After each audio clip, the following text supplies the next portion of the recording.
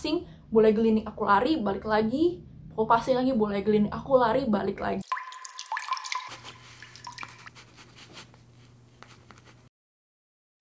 Hai guys, welcome to my YouTube channel. Jadi perkenalin, nama aku Leonie Novina, umurku 17 tahun, dan sekarang aku kelas 11 SMA di Santa Ursula, Jakarta. Di YouTube channel ini, aku akan berbagi tentang keseharianku melalui vlog, review drama, challenge, dan masih banyak yang lainnya. So, jangan lupa untuk subscribe channel ini ya. Nah, untuk video pertama kali ini, aku akan membuat Q&A. Beberapa waktu lalu, aku udah open question di Instagram aku, dan pertanyaan-pertanyaan tersebut bakal aku jawab di video kali ini. So, keep watching. Oke, sekarang kita akan menuju ke pertanyaan yang pertama. Ini dari Felis, kenapa aku memutuskan buat berkarya di YouTube? Jadi alasan aku ingin berkarya di YouTube adalah karena aku pengen keluar dari zona nyamanku.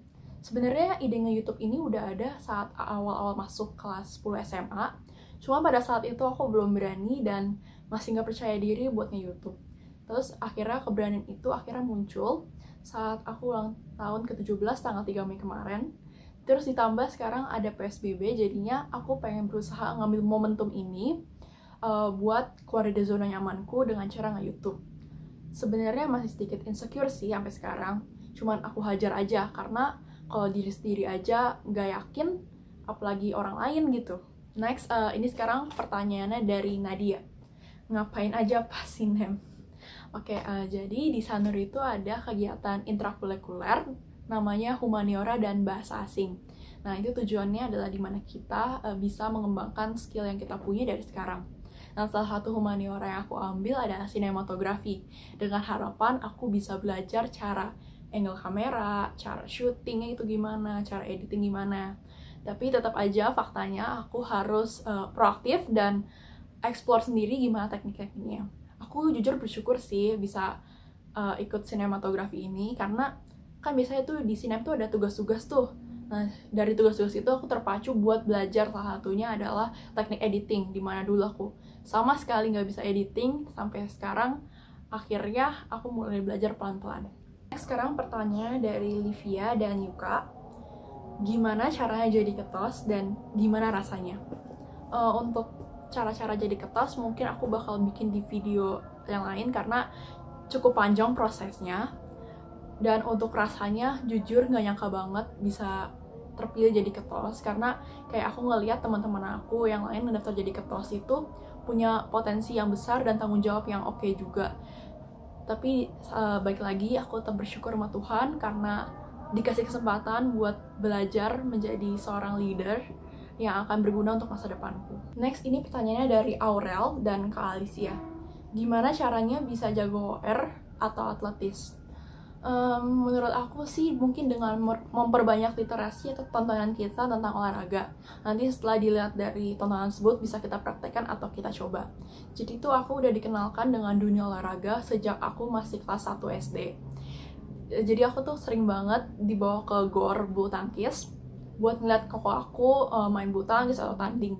Terus aku juga sering banget diajak buat nonton TV olahraga, kayak misalkan ada turnamen Indonesia Open dan aku nonton, jadi aku suka sama bulu tangkis juga. Terus ada juga tenis, misalkan Roland Garros atau Wimbledon.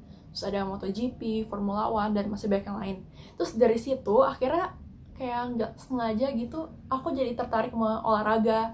Terus makanya kelas 3 SD aku mulai ikut klub bulu tangkis, dan dari situ, dari bulu tangkis itu akhirnya merembet ke yang lain. Jadi kelas 5 SD aku mulai volley, terus SMP aku juga ikut basket, dan masih banyak yang lain.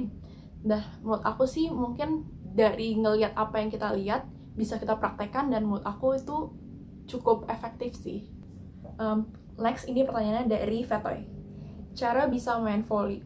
Menurut aku adalah latihan, dan latihan.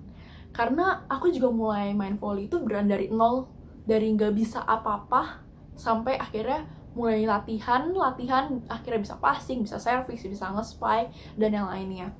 Jadi tuh kan waktu itu aku sempet ikut volley kan kelas 5 SD.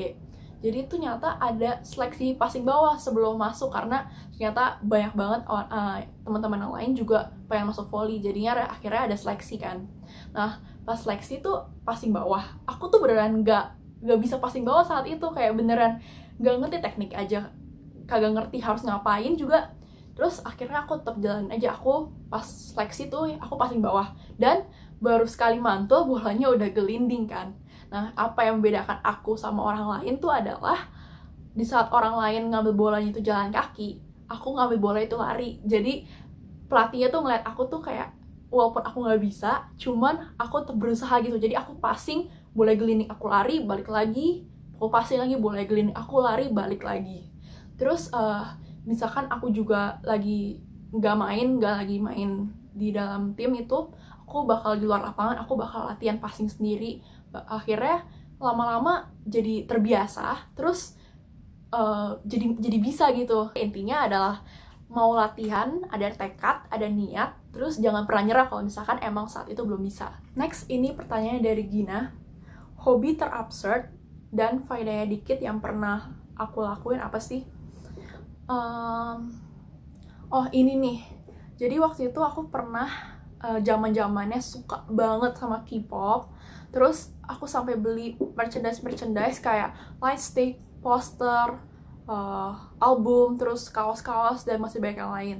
Terus aku pas udah barang-barangnya nyampe, aku unboxing, terus aku pajang di kamarku. Nah setelah aku pajang, selama-kelamaan aku kayak nyadar gitu, ngapain ya aku beli barang banyak-banyak, terus ujung-ujungnya cuman aku pajang doang. Dan seharusnya uangnya aku pakai buat beli barang-barang tersebut bisa aku simpan buat hal-hal yang mendesak, atau aku tabung buat biaya kuliah ke depannya. Nah sekarang makanya aku ada barang-barang yang pengen aku jual, cuman belum sempat kejual. Itu masih ada album EXO, ini yang The War private version punya. Terus ini ada album EXO Overdose XOK. Terus masih ada kaos Exoplanet Chanyeol ukuran M, sama Lightstick EXO versi 2. Jadi kalau misalkan ada teman-teman yang pengen beli, bisa kontak DM Instagram aku @leoninovina. Next, ini dari Karin. Rekomen drakor dong. Oke, jadi fun facts, aku suka banget nonton drama Korea, terutama yang genrenya action, romance, misteri, medical, sagek, atau drama sejarah. Jadi kali ini aku mau rekomen drama Korea 365 Repeat the Year, karena menurut aku drama ini bagus banget. Kenapa? Karena di setiap akhir episodenya pasti selalu ada plot twist, dan plot twist itu nggak main-main, beneran kayak bikin kaget dan semind blowing itu. Terus drama selanjutnya adalah Itaewon Class. Ini adalah dramanya Park Seo Joon dan Kim Da-mi, dan menurut aku drama ini pesan moral tuh dapet banget, dimana Park Se-roy ini yang diperankan Park Seo Joon itu memiliki dendam kepada orang lain.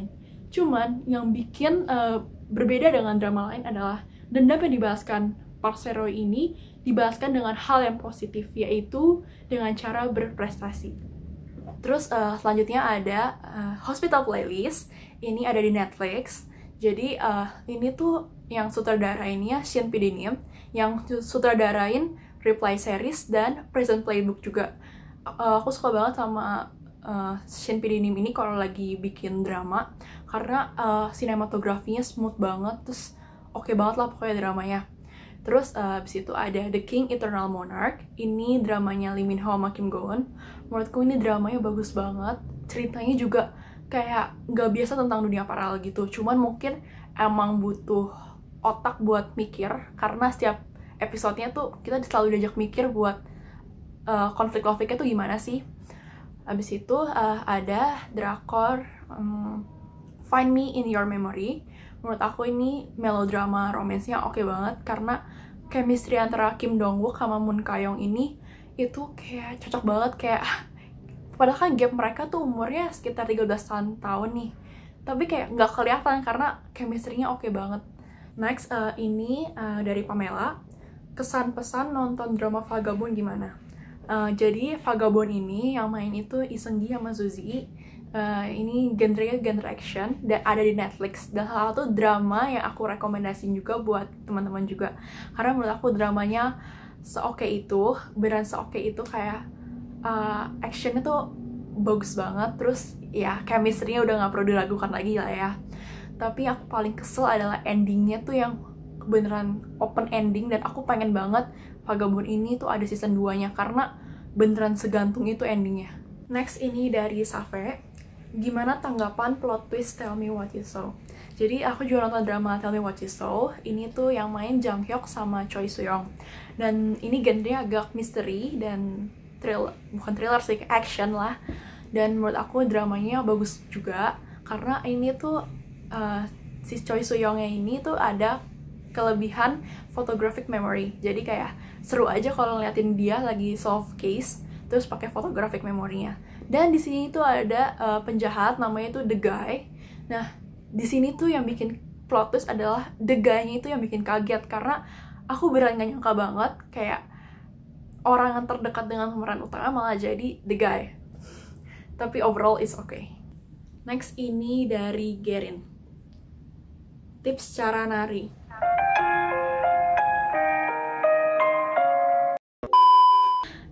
Teman-teman, jadi fun fact, aku paling gak bisa nari, nyanyi, main musik itu benar-benar gak bisa. Aku nari itu benar-benar kayak robot, kayak nggak bisa lah pokoknya. Nginget tarian aja gerakan tuh susah banget.